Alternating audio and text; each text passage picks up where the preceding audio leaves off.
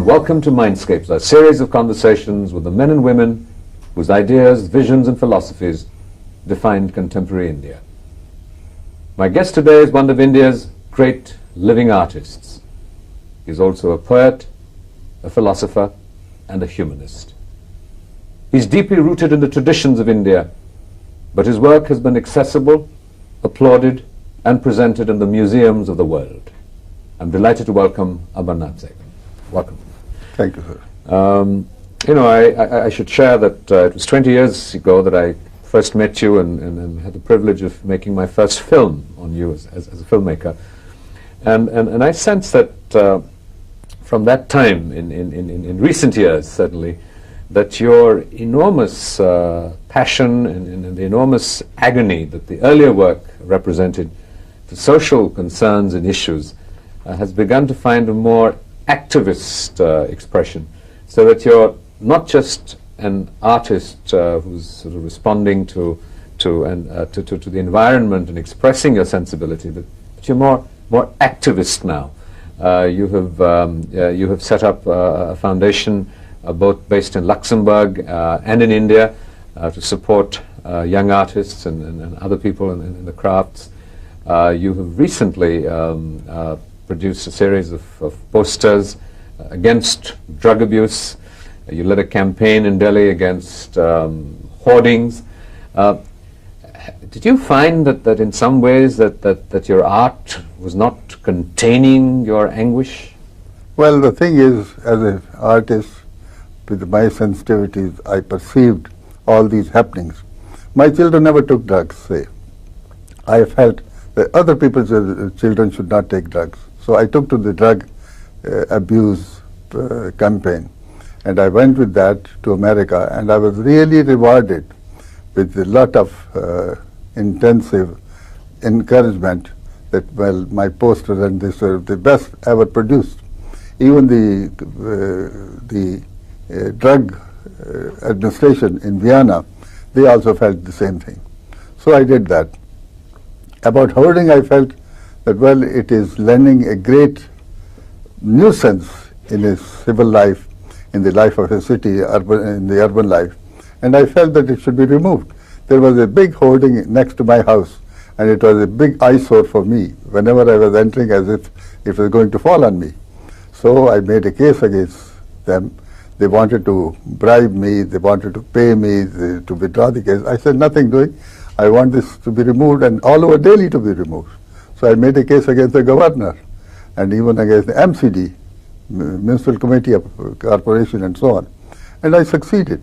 But what prompts someone with sort of an artistic sensibility, a sensitivity, to go out into the public domain and take on the rough and tumble of the judicial process, for example? The thing is, you have to sometimes take a stride which is very important, which is the social consciousness, which really is aggravating the public mind and so on. But the thing is, people are so shy taking such a cause because they feel it's a loss of time, loss of money, a loss of an effort. But I felt, well, it was time that I did it, so I did it. You know, at that phase, some years ago, you also took on the establishment for the manner in which they treated your sculpture outside the Delhi International Airport, which had been completely defaced and strange colors had been put on it and had been sort of virtually abandoned there. Well, you know it better than anybody else because you made a film on it too, and it was defaced, but I succeeded in getting it renovated, making a new one which is outside the Indira Gandhi International Airport. And even when I come by an airline and I talk to the air hostesses and others, everybody knows it because it's well lighted, well received and so on. The thing is, there are, you know, the consciousness of the people to look after your work is not there. Any artwork is neglected by the people, by the society, by the bureaucracy and so on. But you have to fight it out. And I did. And you won.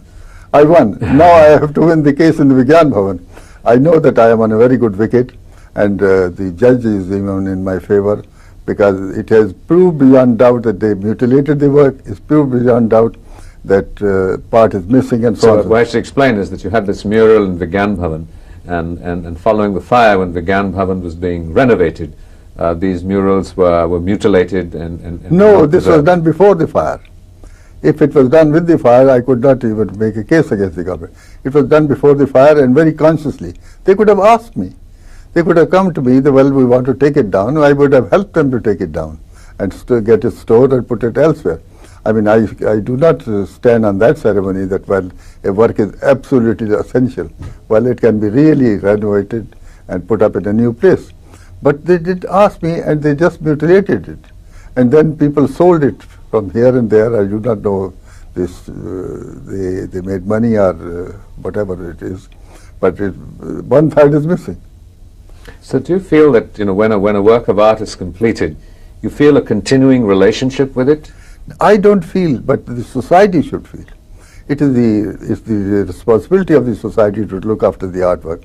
If you put up an artwork here, nobody looks after it. If you put up a work outside the country, you see that the work is standing there. What is the value of art in public spaces? The value of art is still not there, I feel, except these big sculptures which are on a very high pedestal and nobody can reach them. Otherwise, any really artwork, an abstract work, will be cut away and taken away or sold in the open market for a junk price. But your works are sort of adorned and are housed in Paris and Berlin and in several international capitals in public spaces. And what is the significance? Why does the community need to invest in art in public spaces like that? Well, the thing is, you see, art is related to society. Aesthetics, unless it is close to the society, it does not get anywhere. It gives a joy, a certain sense of values, and it really portrays what is happening. In the historical context, art is very essential. Our culture is what art was before 2,000 years before. And now the modern art should be treated the same way, but still we are not in a stage that we accept it in entirety. Art, our classical traditions in art have been largely imitative, where you imitate, and then they have been based on the religious traditions. In terms of sort of the modern traditions, contemporary traditions of art, which are somewhat more abstract, do you think that we have the sensibility to respond to these forms and shapes and what they evoke? The thing is, in time to come, it will be known whether we responded or not. But we must give a full chance of freedom to the artist to create. And with that freedom he is creating at this time. Many spirits of art are seen time after it is created. I mean, you have to give a lapse of 20, 30 years.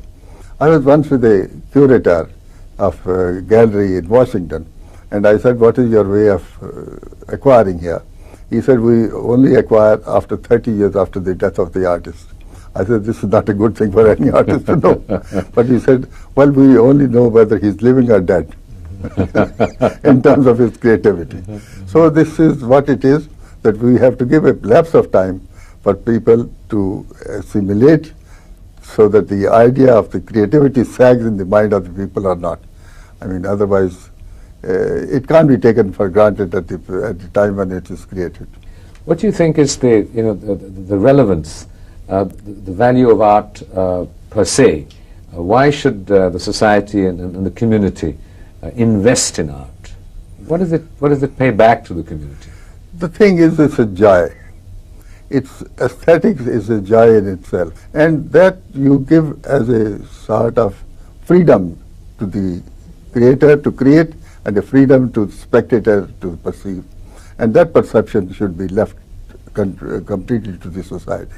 So this feeling of joy in aesthetic, does that happen even when the artist and you experience the agony and the pain that you're portraying and capturing? Well, that of course should happen, but sometimes it does not. Society is sometimes very hard-hearted. You portray something very sensitively, and you portray the anguish, pathos and suffering, but nobody sees it.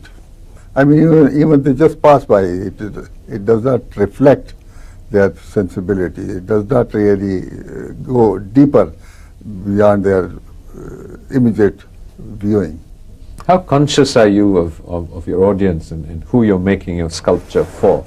So, I mean, is there a difference for the sculptures you create and exhibited in a square in Berlin, or something that's exhibited at near the Lodi Gardens in Delhi?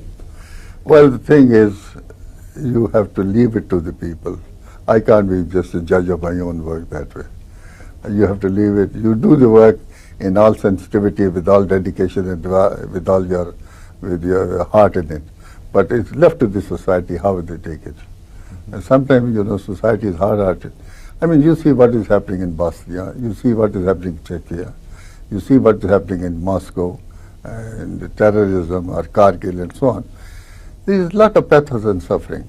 And we have to create a consciousness of suffering so that society does not burn itself out. You started, you trained as an engineer, and it was your sort of skills as in working with materials that led you into working with sculpture and bronze and the solidity of it. And then you have evolved into working in numerous other forms. You sketch, you write poetry.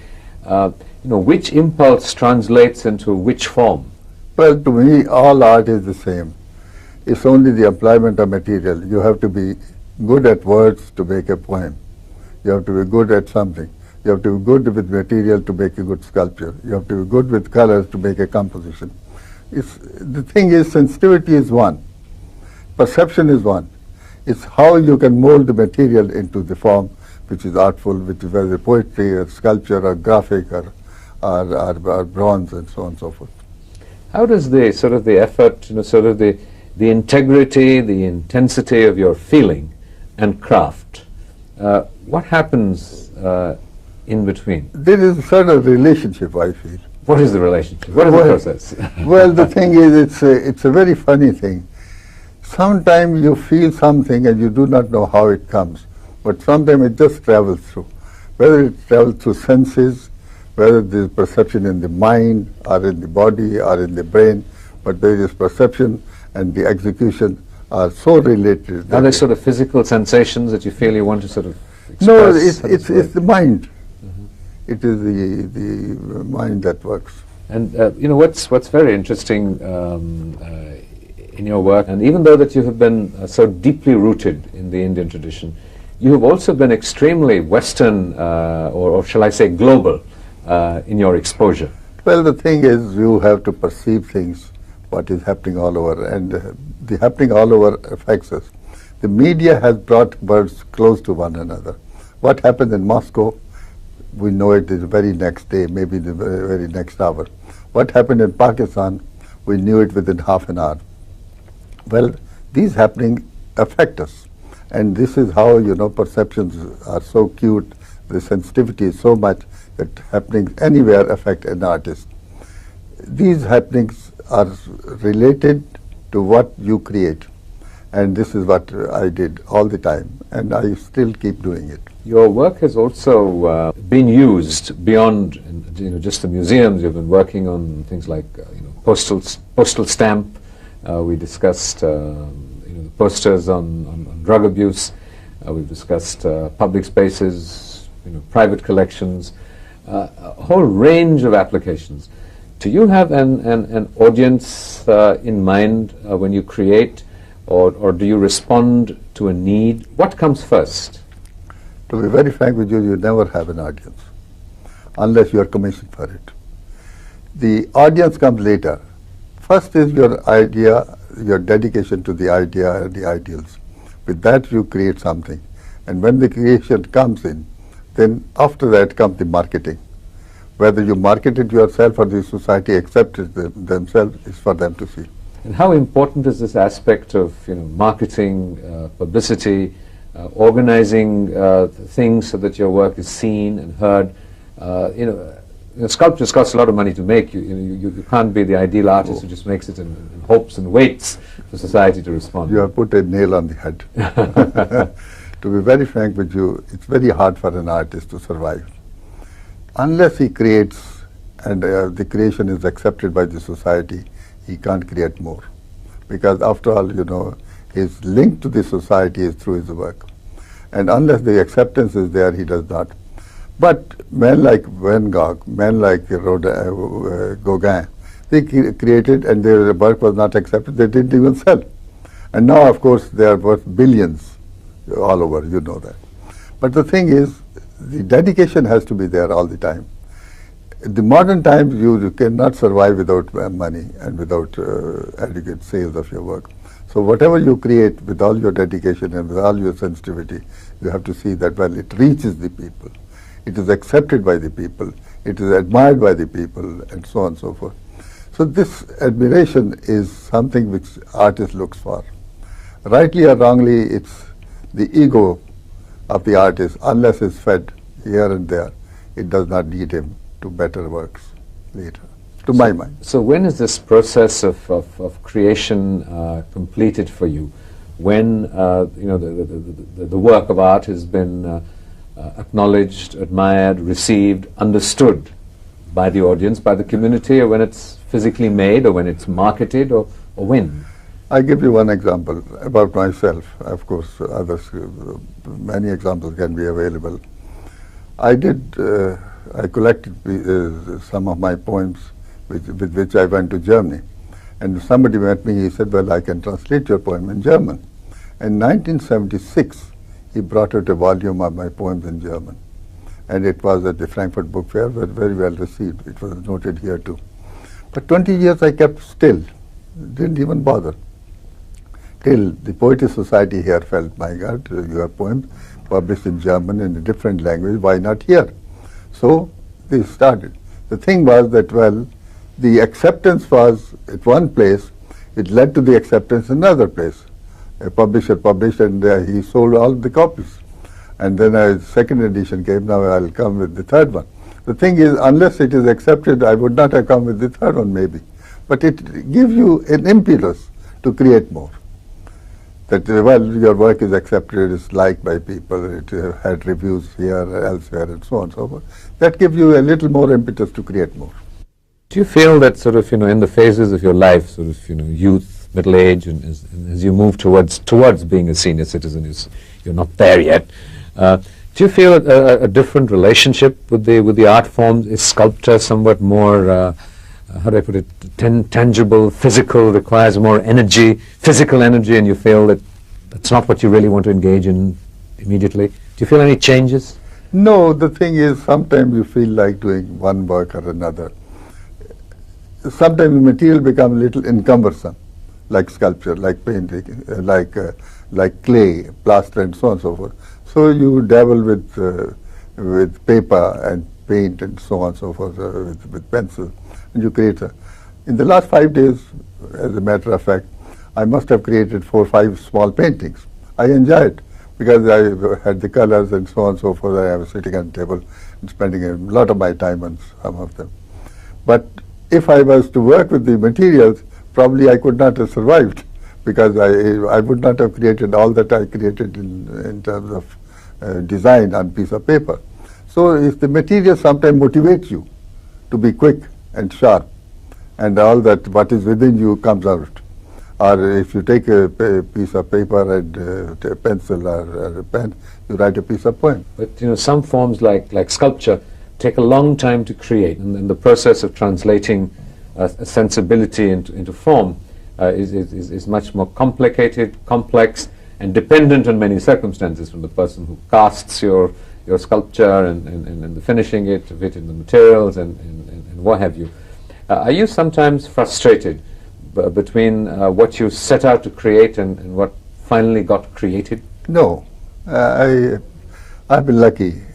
Once, twice I felt I created a piece which was 7-8 feet in clay, and I was not happy and I broke it till my family came and they said, where is the piece? I said, well, it's in a dump. It's in the form of a clay because I created and I spent 3 weeks and I did not like it. Sometimes, you know, cumbersome materials do not give you the impetus that what you've had in mind comes in the form that you wanted to create. And you feel like destroying it and you destroy it. So there are the limitations of a material. with which you are working, and limitations are always with sculpture. You know, we have mentioned and raised this aspect of your Indian sensibility, and yet sort of its global resonances. What is it that about being Indian or your Indianness that defines you? You spend a lot of time abroad, but you keep coming back as to India, usually to Delhi, as it were, to sort of recharge yourself. What is it that draws you back to the chaos, to the pollution, and to the poverty that we struggle with? To be very frank with you, without India I would not survive. I could not survive. I come here not only to charge, as you said, but even to enjoy life. I know the limitation. The water is not good. There is a pollution. And for the next 3 months, the pollution is so much that everybody is suffering. You know that. And even the electricity is not fully available and so on and so forth. But India has its own charm. What is this for you? When you are sitting or when you are moving, you feel one with the environment, whether it's fragrance or whether it's dust. I go to Lodi Garden only for the joy of being in that place. I cannot enjoy a garden anywhere else. I mean, in Luxembourg, the gardens are very beautiful, very clean and neat, but you don't enjoy it. The nature here there is oneness with that, whether culture is impregnant with the people or the social life, but it is culture. And that we are used to. We are used to the food, we are used to the way of living, the religious symbols and so on and so forth. But we don't have all that. And the culture is not only just the language, culture is also the way of living and so on and so forth, which you cannot share with the people outside. So what do you see now happening with your life, and what would you like to see unfold in the decades to come? What are your strivings now? Well, it's very difficult to say. The only thing is you keep working and you enjoy the work. The life is a joy in itself as an artist, and I feel I'm blessed with that, and I feel very joyful. You've set up this foundation in Luxembourg and in India to support the work of young artists. Why Luxembourg? What's the special relationship with Luxembourg? I tell you one thing. When I was going around with exhibition in 60s and early 70s, I felt that I needed a home away from home. I could have made a home in Paris or anywhere else, but I made it Luxembourg because it's a small, compact, homely place. You could walk around the whole town and so on and so forth. And there I had my doctor, a friend, Bore, who is no more, and I even made his head, which I gave to the Doctors Society. He encouraged me. He said, why don't you make it? So I made some friendship, and they gave me a room to myself. And then the government said, we give you a residence forever, whenever you want to come here and stay. So you sort of became an artist in residence as a guest of the government of yes. Luxembourg. So I became they encouraged me to stay. So I move around in Europe as if it's my own home. And in terms of your social beliefs, your social philosophy, what is your dream for India on the eve of the next millennium? My dream is that people should be more attuned to the acceptance of art, which they are not at the moment. They are wanting the artist to work. They want to make what they say. They want to sell their works at big auctions and so on and so forth, but that is not the way. I want the artist to be accepted in society to the extent whatever he created, like to buy it, take it, hang it, and so on and so forth. That still is not there. But in the context of the globalization of culture, in terms of perhaps the coarsening of artistic sensibility because of mass media, perhaps television, and we're on television right now, do you think that the kind of sensibility that you represent and you aspire and we applaud really has a chance? I think so, to my mind. What is this hope based on? The hope is based on that, well, people are becoming more and more alive, but slowly. In 50 years, they are more alive. There used to be only 2 or 3 galleries in 47. Now there are 65 galleries in Delhi alone. You know that. Is this just a question of fashion, or do you think it's a question of a genuine appreciation of art? To an extent, it's half fashion and half genuine. I would say more fashion and more investment. All over the world, it's the black money that goes into the artwork. People don't buy the artwork with the money of a bank. And what does the artist do with the black money? Well, he only lives by it. So do you think that Indian civilization is going to survive, is going to last, is going to thrive despite globalization? And what is the strength? No, they will survive, I must say, because there is a certain amount of depth in the civilization and the culture. We survived for the last 2,000 years with all our culture still intact. We wrote Mahabharata, Ramayana, Upanishads, and so on and so forth. We have the best of our dancers and artists and so on in the temples and the caves and so on, where Buddhism and all that. And we survived it. And we will survive all that, and in the next millennium, I'm sure it will go further, to my mind. Is there anything in recent history to encourage this hope? So. I think so, to my mind. I think definitely so. What are some of these elements? Relevance is that people are still attuned to the acceptance of the old values. Religion is there, fundamentalism is there, to my mind. We may have destroyed a mosque here and there, but all said and done, we are still conscious that we did it wrong. And I feel that consciousness itself is one of the factors which will motivate us to be truthful and honest. Thank you very much.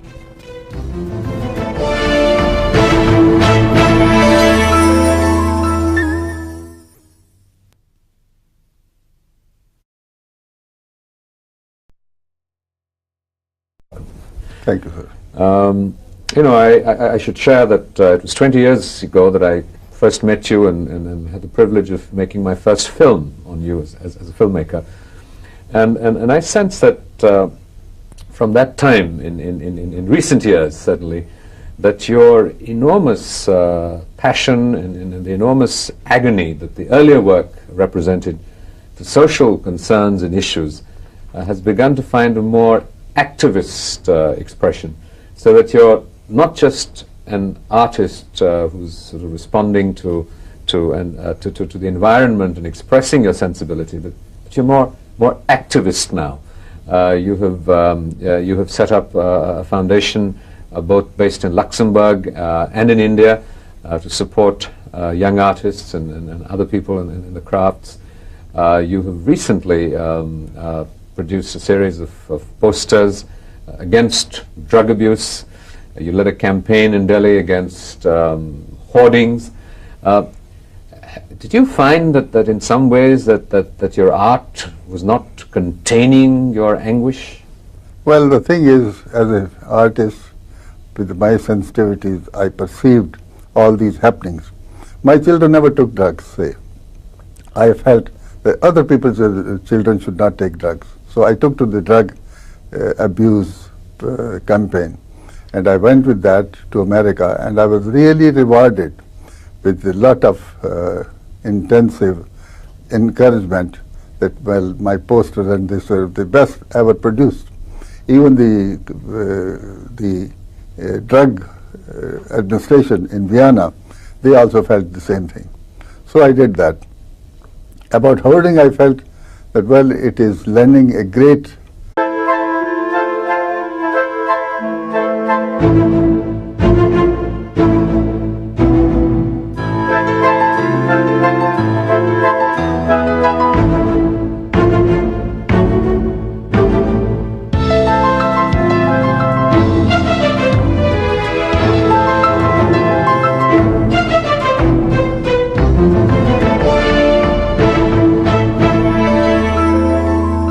Hello and welcome to Mindscapes, a series of conversations with the men and women whose ideas, visions and philosophies defined contemporary India. My guest today is one of India's great living artists. He is also a poet, a philosopher and a humanist. He's deeply rooted in the traditions of India, but his work has been accessible, applauded and presented in the museums of the world. I'm delighted to welcome Amar Nath Sehgal. What nuisance in his civil life, in the life of his city, in the urban life, and I felt that it should be removed. There was a big hoarding next to my house, and it was a big eyesore for me whenever I was entering, as if it was going to fall on me. So I made a case against them. They wanted to bribe me, they wanted to pay me to withdraw the case. I said, nothing doing. I want this to be removed and all over Delhi to be removed. So I made a case against the governor and even against the MCD, Municipal Committee of Corporation, and so on. And I succeeded. But what prompts someone with sort of an artistic sensibility, a sensitivity, to go out into the public domain and take on the rough and tumble of the judicial process, for example? The thing is, you have to sometimes take a stride which is very important, which is the social consciousness, which really is aggravating the public mind and so on. But the thing is, people are so shy taking such a cause because they feel it's a loss of time, loss of money, a loss of an effort.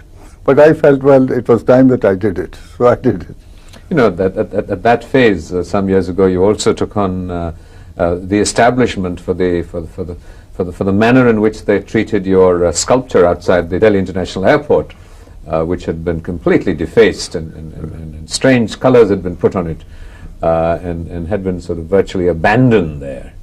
Well, you know it better than anybody else because you made a film on it too, and it was defaced. But I succeeded in getting it renovated, making a new one, which is outside the Indira Gandhi International Airport. And even when I come by an airline and I talk to the air hostesses and others, everybody knows it because it's well lighted, well received, and so on. The thing is,